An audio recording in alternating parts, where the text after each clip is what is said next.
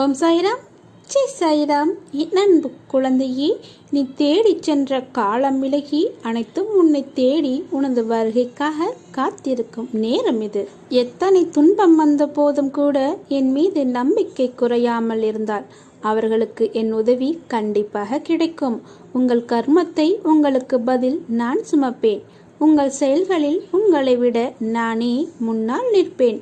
நீங்கள் விழிப்புணர்வு இன்றி இருந்தாலும் நான் மிகவும் விழிப்புடன் உங்களை முன்னின்று நடத்தி வைக்கிறேன். என் அனுக்கிரகத்தால் இப்பிறவியில் நீ என்னை ஆராதிக்கிறாய், என்னை வணங்குகிறாய். அப்படி என்னை வணங்கும் நேரம் உனக்கு கிடைத்ததே ஒரு யோகம். உன்னை பற்றி உனக்கு எதிராக யாராவது பேசினால் சற்று கலங்காது சென்றுவிடு. அவருடைய சொற்கள் உன் உடலை துளைத்துவிட முடியாது. பிறருடைய செயல்கள் அவர்களையே பாதிக்கும், உன்னை அல்ல. உன்னுடைய செயல்கள் மட்டுமே உன்னை பாதிக்கும். என்னுடைய கதைகள், உபதேசங்கள் இவைகளை கேட்போர்க்கு நான் பணிவிடை செய்வேன். செய்வது மட்டுமல்ல, அவர்கள் ஆசைகளையும் பூர்த்தி செய்வேன். என் குணநலன்களை, என் மகிமைகளை, என் லீலைகளை எப்போதும் நினைப்பவர்கள் தாமரை மலர் மீது வண்டு மைப்பது போல அவர்கள் என்னிடமே இருந்து பக்தியை வளர்த்து கொண்டே இருப்பார்கள். உங்கள் கோரிக்கைகளை நிறைவேற்றி உங்கள் பிரார்த்தனை அனைத்திற்கும் பதில் கொடுப்பதற்காகவே நான் அவதரித்து வந்தவன் என்பதை உணர்ந்து கொள்ளுங்கள். என்னிடம் அடைக்கலம் புகுவோர் இப்பிறவியில் எதை குறித்தும் கஷ்டமே படமாட்டார்கள். இப்போது கவலையற்று இருங்கள். என்னுடைய பக்தர்களை எக்கணமும் அச்சுறுத்துகின்ற ஆபத்துகளின் கோர பற்களிலிருந்து நான் வெளியே இழுத்து விடுவேன். இனி நீ எதற்காகவும் பயப்பட வேண்டிய அவசியமில்லை. நீ எதையெல்லாம் வைத்திருந்தாயோ அதையெல்லாம் இழந்து தவிக்கிறாய். எவையெல்லாம் உனதாக இருந்தனவோ அவையெல்லாம் நழுவி பிறரின் வசமாயின.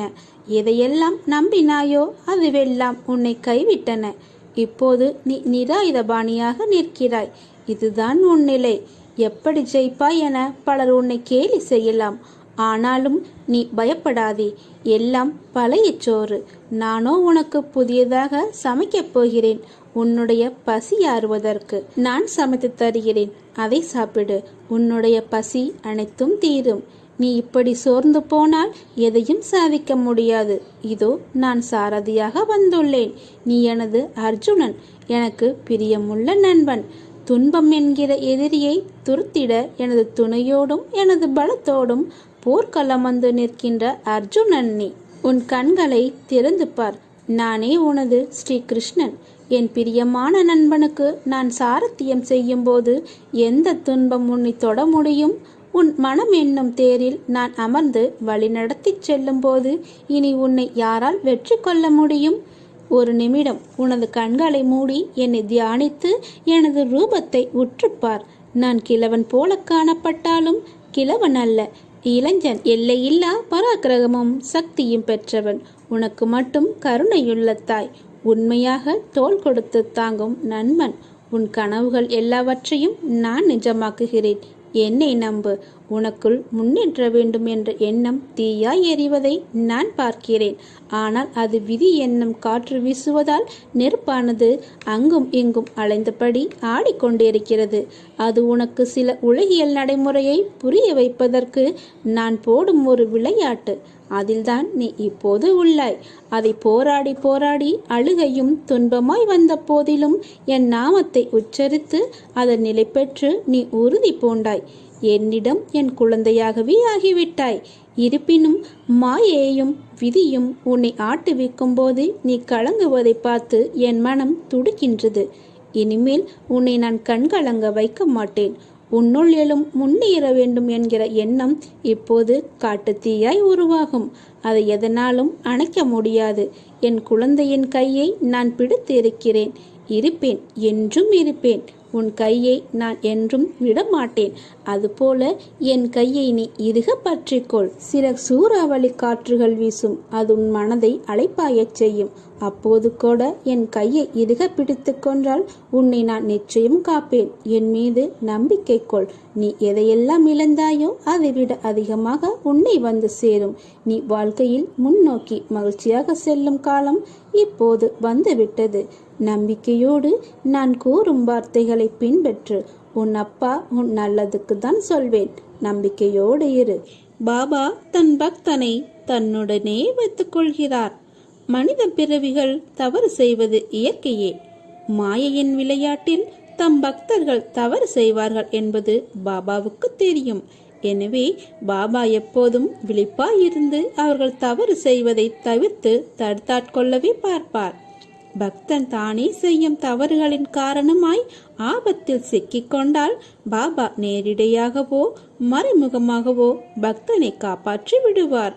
நீங்கள் எங்கே இருந்தாலும், நீங்கள் என்ன செய்தாலும் நான் அதை முழுமையாக அறிவேன் என்பதை தெரிந்து கொள்ளுங்கள். பாபா சகலமும் அறிந்தவராக இருந்தார் என்பதை ஸ்ரீ சாய் சச்சரிதம் காட்டுகிறது. நம்மை அறியாமல் நாம் செய்யும் தவறுகளுக்கு கண்டிப்பாக பாபாவிடமிருந்து நமக்கு பாதுகாப்பு கிடைக்கும். சில சமயம் நம் பாபா காட்டிய வழியை பின்பற்றாவிட்டால் அவர் வருத்தப்படுவதில்லை. அவர் வெறுப்பு மற்றும் சினம் ஆகிய குணங்களுக்கு அப்பாற்பட்டவர். அவர் கருணையே உருவானவர். குருபாதையில் முன்னேற பக்தனுக்கு உள்ள உண்மையான நோக்கத்தை அவர் கண்காணிக்கின்றார். மன உறுதியுடன் திடமாக இருந்து பாபாவிடம் முழுமையாக சரணாகதி அடைந்தால் அவனுடைய தவறுகளையும் பொருட்படுத்தாது பாபா பக்தனை தன்னுடனேயே வைத்துக் கொள்கிறார். நம்பிக்கை, பொறுமை என 2 நாணயங்களை நீ சேகரித்து வைக்க வேண்டும் என அடிக்கடி சொல்கிறேன். நீ அவசரப்படுகிறாய். என் மீது மட்டுமல்ல, வாழ்வின் மீதும் நம்பிக்கை வேண்டும். எதிர்காலத்தின் மீதும் நம்பிக்கை வேண்டும். இப்போது உள்ள நிலையில் எல்லாமே உனக்கு எதிராக போனது போல தோன்றினாலும் அதை பற்றி கவலைப்படாதே. இது உலக இயல்பு. எதற்கும் ஒரு முடிவு உண்டு. நல்லவர் என்றும் தோற்பதில்லை, நம்பியவர் கைவிடப்படுவதில்லை என சொல்லப்பட்டவை வெறும் வார்த்தை ஜாலங்களுக்காக அல்ல. அனுபவத்தால் அந்த வார்த்தைகள் அவை. அவற்றின் மீது நம்பிக்கை வை. இன்று முதல் நீடித்த பொறுமையை கைக்கொள். கஷ்டத்தை சகிக்க பழகு. எதையும் எதிர்த்து நில். விதி உன் வாழ்வில் தன் விளையாட்டை உச்ச நிலைக்கு கொண்டு வந்திருக்கிறது. அது முடிவுக்கு வர இன்னும் சில காலம் நீ காத்திருக்க வேண்டும். அதற்குத்தான் பொறுமையை கையாள் என்கிறேன். உன்னை விடுவிப்பது என்பது நான் என்னை விடுவித்துக் கொள்வது என்பதாகும். இதை நீ புரிந்து கொள். என்னில் ஆழமான நம்பிக்கை கொள்பவர்களும் ஆத்மாவில் சுத்தமானவர்களும் பாக்கியசாலிகள். நீ ஏன் ஒரு சிறு விஷயத்திற்கு கூட பெரிய விஷயமாய் பார்க்கிறாய்? அனுசரித்து போக வேண்டும் என்று சொல்கிறேன், ஆனால் நீ கேட்கவே இல்லை. பொறுமையை கையாண்டு வாழ்பவர்கள் வாழ்க்கையை ஜெயிப்பதற்கு பிறந்தவர்கள். ஒருவர் உன்னை எந்த வகையில் அலட்சியப்படுத்தினாலும் அதை நீ உன் மனதிற்குள் எடுத்துக்கொள்ளாதே. புறக்கணிப்பு என்ற இடத்தில்தான் உனக்கான சரித்திரம் உருவாகிறது. அந்த இடத்திலிருந்துதான் நீ விருட்சமாக வளரப்போகிறாய். நான் மட்டுமே அனுசரித்த போக வேண்டுமா என்று நினைக்காதே. நீ இப்படி நினைத்தால் உன் எதிரில் இருப்பவர்கள் என்ன நினைக்கக்கூடும்? இப்படியே போய்கொண்டு இருந்தால் இறுதியில் சண்டையிலும் வாக்குவாதங்களிலும் தான் முடியும். அமைதியாக இருப்பது சிறந்தது. பல பிரச்சனைகளிலிருந்து உன்னை காக்கும் கவசமாய் அது விளங்கும். நீ அமைதியாக உன்னை, அதாவது ஆன்மாவாக உன்னையே நீயே தியானித்துக்கொள். ஒரு அமைதியான பூங்காவனம் உன் மனதில் பூக்கும். நிம்மதி தென்றலாய் வீசும். மகிழ்ச்சி மலர்களின் வாசமாய் உன் முன் நறுமணம் தூவும். உன் கோபங்கள், ஆதங்கம், வருத்தங்கள், உன் எதிர்மறை எண்ணங்கள், கெட்ட எண்ணங்கள் என எல்லாம் அந்த அமைதி நிலை முன் மண்டியிட்டு குலைந்து போகும். அதனால் இப்போது உள்ள சூழலில் உன்னை காக்கும் கவசம் அமைதிதான். அதை நீ கடைபிடி. உன் வாழ்வு இனிமையாகும். வாக்குவாதங்கள் என்றைக்கும் எதற்கும் தீர்வு ஆகாது. அதை நீ ஒருபோதும் செய்யாதே. ஒருவர் உன் முன் செய்கின்ற செயல் பிடிக்கவில்லை என்றால் தன்மையாக சொல்லிப்பார். 2 முறை. அதை கேட்கவில்லை என்றால் அவர்களை விட்டுவிடு. கேட்டு திருந்த மாட்டேன் என்றால் முட்டிதான் தெரிந்து கொள்வேன் என்று இருப்பவர்களிடம் பேசி வேலைக்கு ஆகாது. அவர்களிடம் வாக்குவாதங்கள் செய்தால் உன் நிம்மதிதான் பறிபோகும். அதற்கு என்றைக்குமே நீ இடம் கொடுக்காதே. நீ ஒரு வைரக்கல். நீ எப்போதும் உன்னை உயர்ந்த இடத்திலேயே வைத்துக்கொள். என்னுடைய கதைகளை மனதில் இருத்திக் கொள்ளுங்கள். அவற்றை கடைபிடியுங்கள். உங்கள் கோரிக்கைகள் எதுவானாலும் கண்டிப்பாக நிறைவேறும். கர்மவினை எவ்வளவு பலமானதாக இருந்தாலும் கன நேரத்தில் நசிந்துவிடும். என் அனுக்கிரகம் உங்களுக்கு நிரந்தரமாக எப்போதும் இருக்கும். என் மீது ஏன் உனக்கு கோபம்? முதலாக நான் உன்னை பிடித்து இழுத்து என்னை வெளிப்படுத்திய போது நிறைய கொடுப்பதை போல இருந்தது. இப்போது உன்னை நைசாக கூப்பிட்டு உன்னிடமிருந்து எல்லாவற்றையும் பறித்து கொண்டதாக பதற்றப்படுகிறாய். நான் பறிக்காவிட்டால் வேறு யாராவது பறித்து கொண்டிருப்பார்கள். நான் பறித்ததால் உன் வாழ்நாள் முழுவதும் அதை போல பல மடங்கு திருப்பி கொடுப்பேன். கர்ம விளைவாக அதை வேறு வழியில் அதை நீ இழந்திருந்தால் திரும்ப வருமா? யோசித்துப்பார். இன்றைக்கு நீ அனுபவிக்கும் கஷ்டம் அனைத்தும் உனது கர்ம பலன்கள் என்பதை தெரிந்து கொள். அப்படி இருந்தாலும் இன்பம் வருகிறதே, அது எப்படி என்று யோசித்துப்பார். துன்பத்திலும் நீ அனுபவிக்கும் அத்தனை இன்பங்களுக்கும் எனது அருளால் வந்தவை என்பதை உணர்ந்து கொள். நீ அமைதியாக இரு. என் பெயரை சதா காலமும் உச்சரித்து கொண்டிரு. உனக்கு தேவையானதை நான் செய்வேன். கடைசி வரை உன் கூடவே இருந்து நான் துணை செய்வேன். உன் நிமிடங்களை நான் பார்த்து கொண்டே இருக்கிறேன். உன் கஷ்டங்களை நான் உணர்கிறேன். நீ உன் மனதில் வைத்து புழுங்கி அதை நினைத்து நீ கதறும் போது என் மனம் துடிக்கின்ற துடிப்பானது எப்படி என்று வார்த்தைகளால் சொல்ல முடியாது. உனக்கான விஷயங்கள் நிச்சயம் உன்னை வந்தடையும். அவசரப்படாதே. நமக்கு இது கிடைக்குமோ நடக்குமோ என்று எண்ணாதே. நிச்சயம் உனக்கு நல்லதே நடக்கும். நீ மற்றவர்களுக்கு நல்லதுதான் நினைக்கிறாய். கர்மா என்றால் அது வேறு கோணத்தில் நிகழ்கிறது. அதனால் நீ கவலை கொள்ளாதே. உன் மனதை நான் அறிவேன். தவறு செய்வது என்பது ஒரு விஷயம் அல்ல.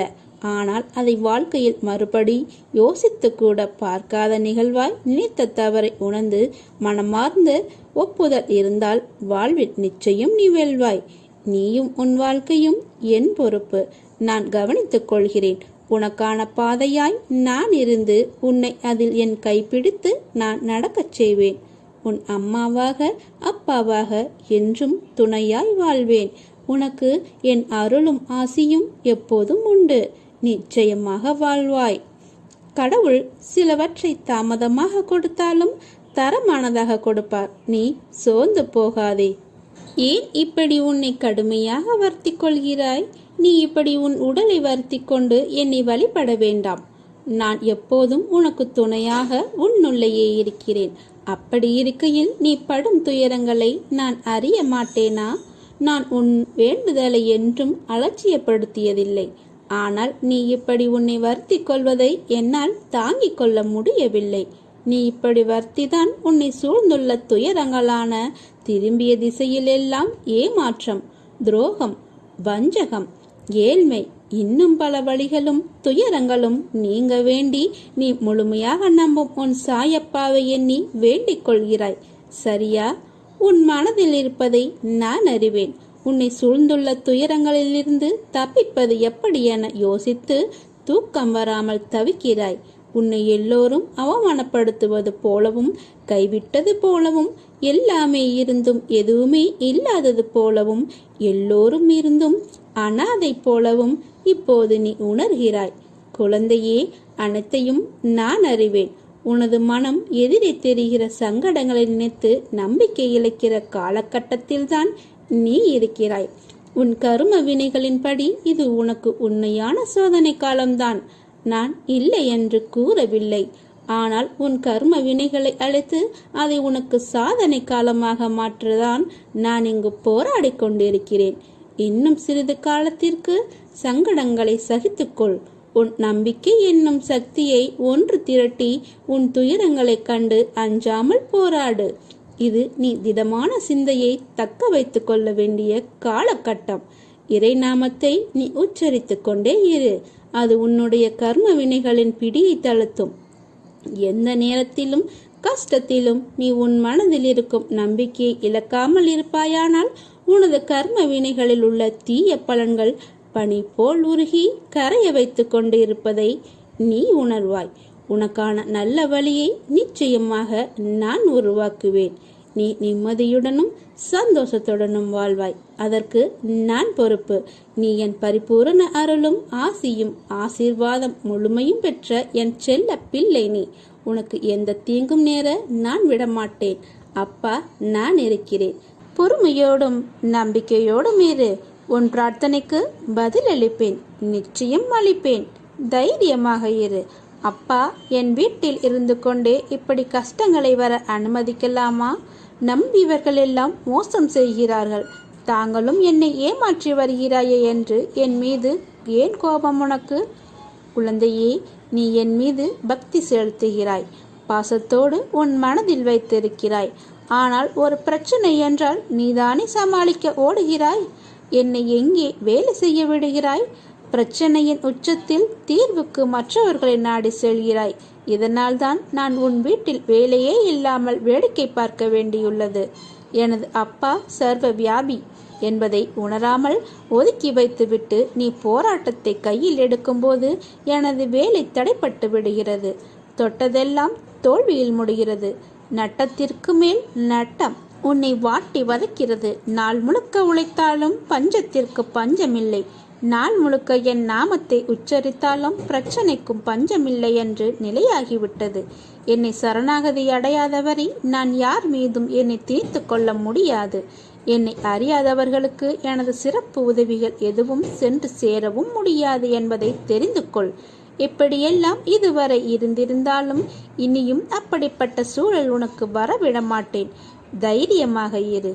என்னை சரணடைந்தவர்களுக்கு சர்வமும் நானாகவே இருப்பேன். கடந்த காலத்தை நினைக்காதே, கண்ணீர் தான் வரும். எதிர்காலத்தை எதிர்பார்க்காதே, பயம்தான் வரும்.